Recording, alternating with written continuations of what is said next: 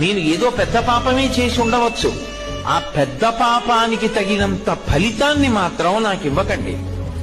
అంత పెద్ద అశుభవార్త నేను వినేటట్టుగా చేయకండి. దానివల్ల నేను తల్లడిల్లిపోయేటట్టుగా నన్ను మార్చకండి. జీవితాంతం ఏడవలసినంత పెద్ద పెద్ద శిక్షలు నాకు వెయ్యకండి. మరి నీ పాపం ఎలా పోతుంది? నన్ను అనుగ్రహించండి. నేను తప్పు చేశాను. ఎందుకు చేశాను? మీరున్నారని తెలియక చేశాను ఒకప్పుడు ఆ పాపం. ఇప్పుడు తెలుసుకున్నాను మీరున్నారని, కాబట్టి నేను చెయ్యను. ఇప్పుడు నేను ప్రయత్నపూర్వకంగా ఏ తప్పు చెయ్యట్లేదు, కానీ అప్పుడు చేశాను. ఈశ్వర, మీరు నన్ను మన్నించి ఆ పాపము యొక్క ఫలితాన్ని ఇచ్చేటప్పుడు బహు తక్కువ చేసి ఇవ్వండి. నేను భరించగలిగేలా ఇవ్వండి తప్ప నేను భరించలేనంత దుఃఖాన్ని నాకు ఇవ్వకండి.